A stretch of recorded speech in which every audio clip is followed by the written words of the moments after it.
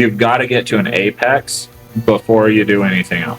If you don't get them to that point, you can't get your knife sharp. Huge mistake people make sharpening. Oh yeah, I can see it. I like them to stay a little bit toothy.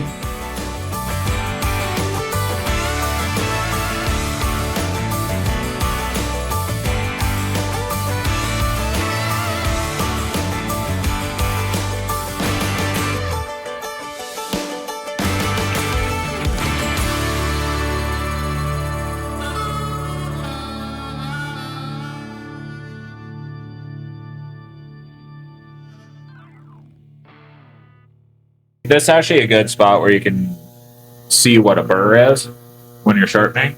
You've got to get to an apex before you do anything else, which basically means that you have got to get the two sides of your bevel to come all the way together and touch.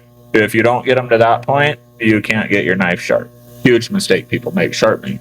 They start going into their finer grit stones before they reach their apex. So they're just polishing a bevel, but they're not getting their knife any sharper. That'll be this next pass. I can just see it starting to form. What you're going to see on this next pass is I'm going to get to an apex on most of the bevel probably, and you'll see right on the edge, you're going to see the metal that's coming off of this side flip up, and it's going to create a burr. Try to watch real close right on this edge. I actually started to get a burr on part of it.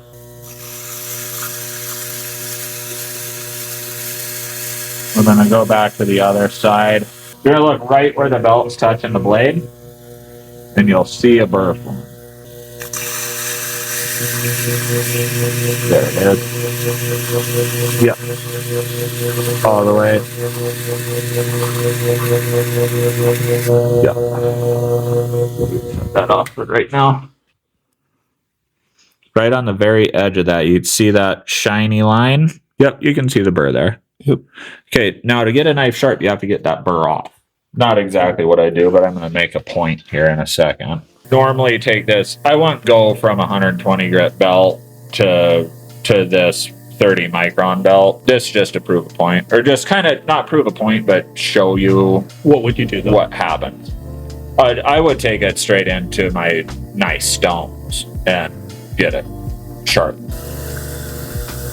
The burr now, because we're to a lot finer belt, is going to get a lot smaller. It'll be harder to see. You might see that burr peel up here. I will, but I don't know if the camera will catch it. Oh yeah, I can see it. I don't know if you can or not. Okay, now what I'm going to do, I'm going to take the burr off, which normally I would do.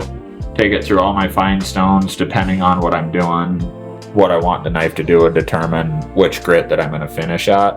So a hunt knife I'm going to take to...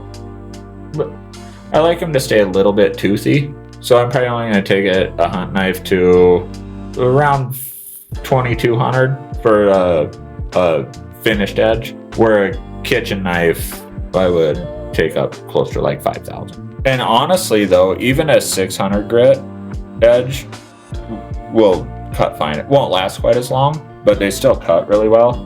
But that leaving that toothy edge, it lets them bite a little bit more. Over the next few episodes, we will follow along while my brother-in-law Nick shows us the ins and outs and the do's and don'ts when it comes to making a hunting, fishing, or hiking knife that'll make your buddies jealous. By the end, we will have a fully sharpened, sheathed, and shippable knife to give away to one of you. So if you're interested, be sure to check out KAMPwildAdventures.com or click the link below to find out if you are eligible. Thank you to everyone watching. This is only possible with your support. Good boy, Blue.